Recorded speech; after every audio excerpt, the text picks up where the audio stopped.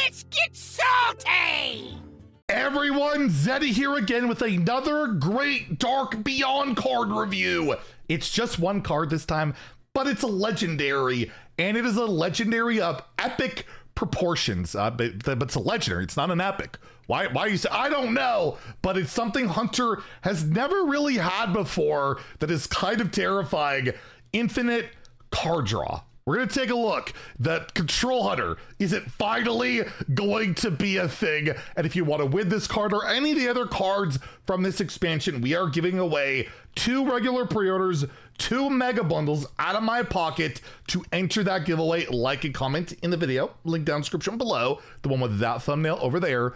Be subscribed to the channel for every 1,000 subs we get until all the cards are revealed, and there's no limit on that. I will add another mega bundle to that giveaway, so hit that sub button.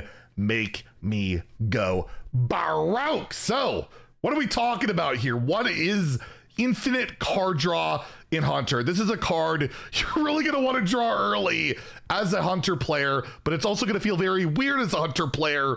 Regardless, we have Exarch Naielle, a 3 mana, 3/4, so spider tank and stats. By the way, I need to go back and check what we have more of, 3 mana 3/4s or 2 mana 2/3s, because at one point it was 2 mana 2/3s, and then it was 3 mana 3/4s. I'm not sure at this point. That'll be an interesting video one day. Regardless, what does she do? Battle Cry. Replace your hero power with tracking. Discover a card from your deck. And what does that mean? Well, it's just like the tracking card, the spell that you have currently in Hearthstone, but it is a 1 mana hero power. You discover a card from your deck. So you are turning the classic, the card that we've known and loved for years and years in Steady Shot away. We are no longer dealing damage in Hunter.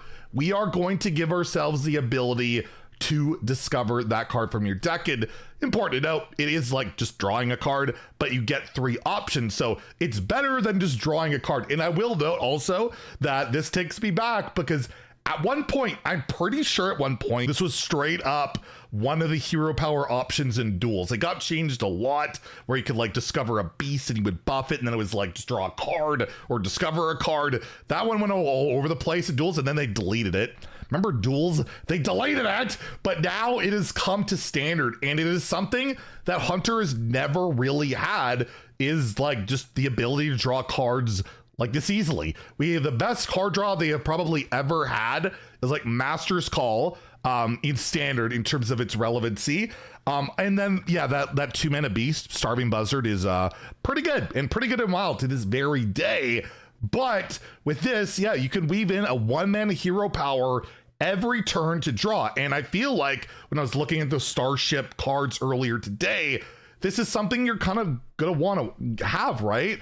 That Starship deck is definitely not about pushing that Steady Shot button. You need to find those pieces. You need to assemble your Yodelers. I'm thinking Yodelers are going in that deck. The Executor, those type of cards I think are going to be really, really important. And again, there are card draw options available for Hunter right now, but they're not amazing. And getting this on curve and just getting 1 mana to discover a card can be incredibly powerful.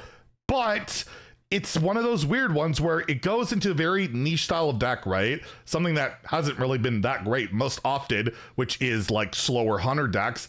And you're also like at the mercy of, do I draw this early? This card is probably way better earlier than later, right? Because the later in the game, it's already over. You've already drawn or whatever. Like, unless you have a great way of fishing it out. And I don't think, I guess, was there one card that's draw Draenei from your deck? I think there was that Spellburst card. I think there is one. So this could be something you want to do.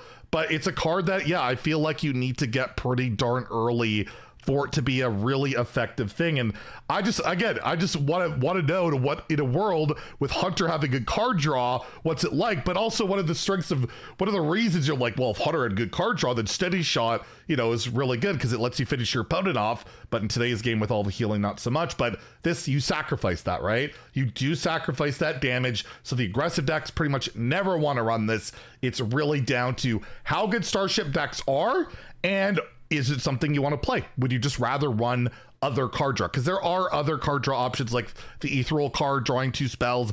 There's always other options out there. So I just think it's fascinating to see Hunter get infinite card draw effectively for relatively cheap on a premium statted tribal body. And will it be good enough? This will be very telling of a card if it'll be good enough. And typically I'll say is it usually doesn't make the cut, this style of thing. I feel like we'll see. Like Finley used to run Finley in decks to get life tap, and you weren't guaranteed to get that, but you also wanted to get steady shot back in the day because the damage was good and you're getting rid of that. So I think this card will see play. I think it's standard. This absolutely can see play. Again, it's going to be in those slower decks, particular Starship, maybe Reno decks. Like, yeah, you get rid of the tracking hero power eventually with Reno, but that's a good thing. You don't want to draw cards forever, and this can help you find a Reno, right? So this could be good in a Reno Hunter deck. Absolutely. And a lot of them aren't super aggressive, so you could put it there. Starship decks, for sure as well. So I will give it a 3. I'm not like saying it's crazy busted or it's super scary, although again, giving Hunter card draw can be, but there is the 1-mana tax. You got to spend a mana on that draw every turn, and that is for sure relevant, but it's just something we haven't really seen in Hunter so much before, so it's kind of fascinating. And in Wild, again, Reno Hunter hasn't really been a thing there in a while. The main thing that's good in Wild Hunter right now is Lion Hunter, which probably wants this or wouldn't mind it, although it's even slow there, but just another way to draw from your deck and get your lions, or, well, you don't want to draw a lion, but your egg, your mine, your brand, whatever. Like, that's not bad. And then like Reno Hunter and Wild, which hasn't been great for a bit, but I think would play this too. I think this could be a Wild valid card too, especially if you're not playing the aggressive game. The other Hunter deck that's pretty good that I was going to mention there is like the just the Beast Hunter, but that's like very tokeny. You don't want to play Exarch in that. And I don't know, this is bringing Odd Hunter back on the menu, but then you replace your upgraded hero power for some card draw. I guess you could just play this and get like infinite 0-mana card draw with your quest reward and do some shenanigans too, but it's probably not worth it. But yeah, I feel like the slower Wild decks absolutely could use this too. So I'm going to give this a 3 out of 5 in Standard, a 3 out of 5 in Wild. In Arena, probably a bad pick, honestly. It's one of the weird ones that this is better probably on Ladder than it could ever be in Arena, but it's something to absolutely look forward to. And yeah, Hunter, Control Hunter, it's going to be a thing. And Exarch Naielle,